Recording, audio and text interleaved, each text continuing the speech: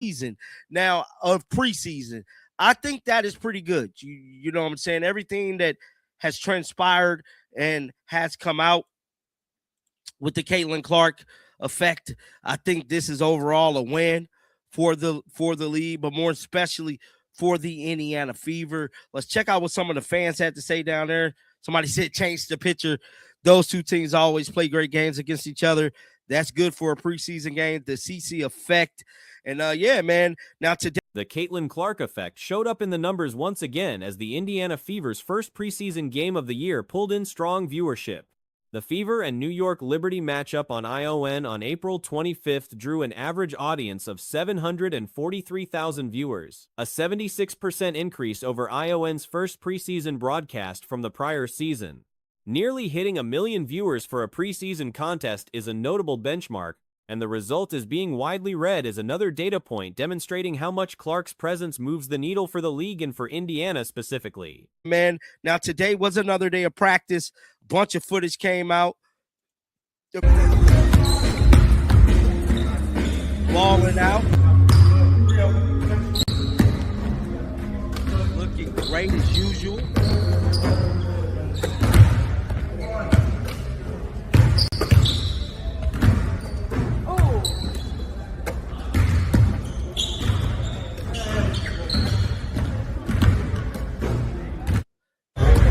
On the injury front, head coach Stephanie White addressed the status of Aaliyah Boston, Lexi Hull, and Ty during a press conference ahead of the team's second preseason game against the Dallas Wings. White confirmed that none of the three are expected to play in that contest, with the plan being to target minutes for some of them in the third preseason game on Saturday. The reasoning is that with a full week still remaining before the regular season home opener, there is no urgency to rush anyone back onto the floor before they are fully ready. Got the admin back there, so we could expect some content to be coming out from the Indiana Fever, man. Head coach Stephanie White did do a press conference today, and she actually gave us a heads up on the injuries involving the team. Now we know Lexi Hall, Aaliyah Boston, both of them two set players was hurt, has been hurt, and we got an update on their status. Every day, the recovering players have been expanding what they are able to do in practice, but the staff is taking a measured approach to their return. The concern from a competitive standpoint is that players who skip preseason reps may not be sharp when the regular season begins. Preseason games exist precisely to get players into live game rhythm, and protecting them through all three contests leaves limited opportunity to build that continuity before things actually count. Their status. So let's listen to some of that. I have not seen this interview in its entirety, this Indiana Fever report. Now, they are scheduled to face the Dallas Wings tomorrow at Cambridge.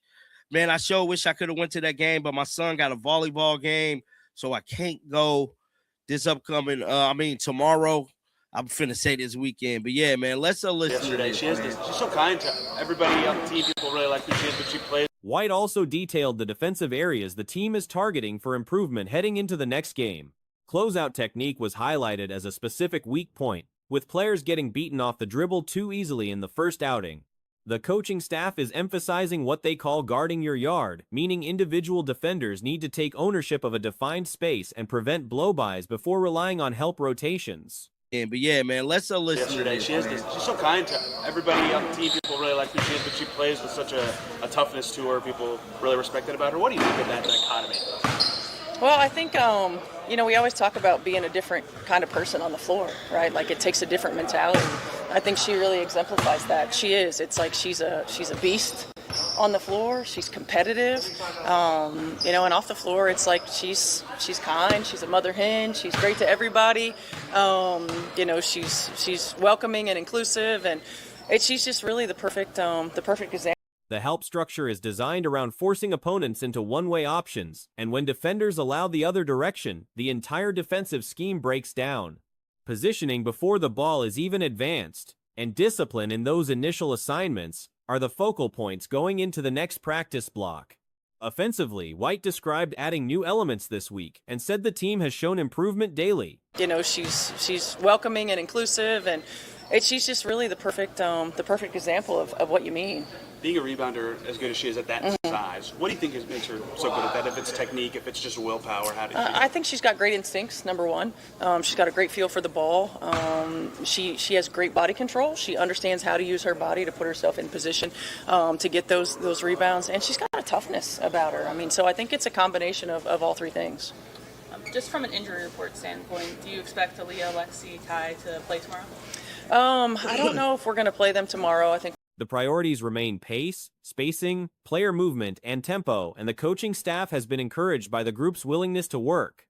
The roster's internal depth has also been a consistent talking point, with practice competition described as genuinely challenging and useful for building toughness heading into the regular season. The upcoming preseason home game against Dallas is expected to generate a strong atmosphere. Do you expect Aaliyah, Lexi, Kai to play tomorrow? I don't know if we're going to play them tomorrow. I think we'll still probably be cautious with that. I think the goal is probably to get some of the minutes on Saturday if we can. But still, I mean, we've got another week again from that game until our home opener. So we'll take it slow. We'll see how it goes. Every day they've been adding things that they've been doing in the return to play, and so we'll just. There's no reason right now, I don't think, to. There's no reason for them to play like they don't need the reps. Man, it's looking real damn spooky, bro. Like, why come they can't play? Dallas arrives as a team with significant offseason additions, including a coaching staff that draws respect around the league and back-to-back top draft picks at the top of their roster. White framed the matchup as an opportunity to work on different defensive coverages and evaluate combinations before the real games begin, while acknowledging that the competitive environment still calls for the same standards on every possession regardless of the preseason context. Dawn Staley made a fairly straightforward observation about Camila Cardozo's development prospects and found herself at the center of an online controversy for it. Need the reps. Man, it's looking real damn spooky, bro. Like, why come they can't play? Play the players, bro. Now, okay, let's say Aaliyah Boss and Lexi Hall don't play, right? They come out in the first game, lay a goose egg, cost us the damn game. Then what? Because they didn't get any reps. They're not getting any reps. They need game reps. That's why we have preseason games. It's either they're hurt or they're not hurt. Which one is it? Because as of right now, you're looking real spooky. To rush it, so we'll make sure that they're fully ready to go. Damn. Steph, he's going to the second preseason game. What things are you looking for? The comment was essentially this: Cardoso tends to elevate her game when she's the primary option at center, pointing to her breakout senior season at South Carolina after Aaliyah Boston departed. With Angel Reese now gone from Chicago, Staley suggested Cardoso would have more room to operate and grow as a focal point. That's a basketball observation, not an attack on anyone. That when, like, that improved a lot when Aaliyah Boston left and she had to be the starting center, and her kind of not having anyone else there to kind of, like, not lean on, but to defer to in that position, in her position, really, like, improved her, and it caused her to be one of the best players in the nation as a senior. Because let's be real, she didn't start as a junior. The reaction from certain corners of the internet treated it as a declaration of war. For context on Cardoso's actual trajectory, she was a third overall pick who only started for one season in college. Her best individual performances came when she was the unambiguous first option in the post, not sharing the floor with another dominant big. Senior, because let's be real, she didn't start as a junior.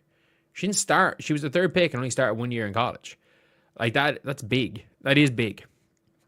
And so basically, that's what she was trying to say, and that's what she did say. But the words, I'm paraphrasing, but she said, Angel Reese going will improve Camila Cardoso. And oh boy, she is now the new Candace Parker. There's a whole bunch of them. It was Staley was drawing on direct personal knowledge of how Cardoso responds to increased responsibility. The argument isn't complicated. The Cardoso-Reese pairing in Chicago was genuinely difficult to make work, and that's not an indictment of either player individually. There's a whole bunch of them. It was Candace Parker. Heck, to the extent where they went after Candace Parker's daughter. Now they're gone after Dawn Staley. And this is, again, she said, this is probably going to be a great year for her, statistically speaking, as well as comfort. The fact that Angel isn't on the roster, I'm not saying that in a bad way, just leaves more opportunity for the spreader wing. She's even more a focal point. And then the Angel, my favorite thing is the Angel Reese fans going mad on Twitter, being like, she's playing with another dominant big in Azurá Stevens, who doesn't like to. The Sky didn't win many games with both of them on the roster, and the combination created structural problems. Two post-heavy players sharing space without adequate floor spacing around them meant the offense had nowhere to breathe.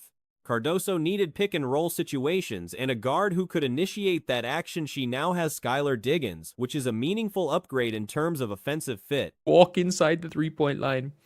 Look, I'm going to be completely honest here. I think Angel Reese and Camila Cardoso, even though statistically they were better with each other than without each other, I mean this in the best way possible. They were both better without each other.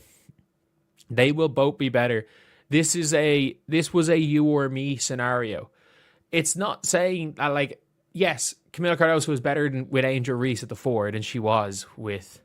Reese needed shooters and spacing around her. Atlanta is a better environment for that. Both players likely improve after the split. The wider pattern here is what makes it notable. With who the fuck was the backup 4 for the Sky last year? I can't even remember. Beck Allen, who stunk it up for the Sky. And as rookies, better than Bree Turner. I can't remember who the hell was Izzy Harrison. Okay, yeah. It doesn't mean it was going to work. They did not win that many games. And it was one of those things where for them to win, they both had to play well. A combination that works, you can win. Candace Parker previously suggested Reese would project as a 4th best player on a championship caliber roster, which is not an insult by any reasonable reading. It's a legitimate role on a title team. Parker also said Reese had MVP potential if she developed her finishing and shooting. The part that got amplified was the former. The latter got ignored. That works, you can win without the combination playing well. They were playing ping pong off the board to each other at times. It was never going to work. Angel needs shooting and spacing around her, which the Atlanta Dream will give her. Camila Cardoso needs spacing and a pick and roll point guard.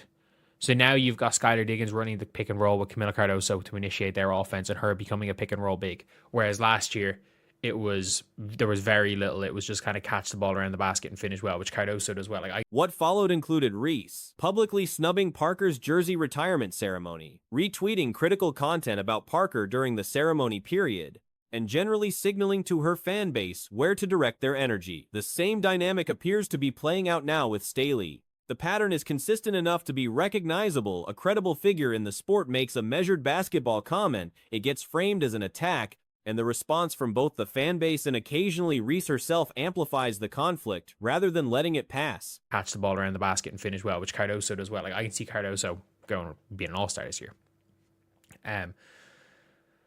But yeah, it is one of those funny things. But to be fair, what was it? I can't remember what it was. It was like Candace Parker. It was like Angel's probably like the 4th best player on a championship team.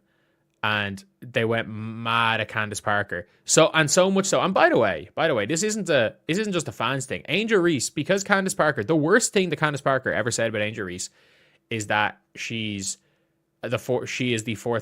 From a pure business standpoint, maintaining a deeply loyal and emotionally invested fan base has real value. A smaller number of committed supporters who buy merchandise and show up no matter what can outperform a larger but more passive audience. Whether that's a calculated approach or just a natural byproduct of the situation is harder to say, but the effect is consistent. Is that she is the 4th, will be a 4th best player on a championship level team, which is not an insult, by the way. That's the worst thing she ever said. So what does Angel Reese do?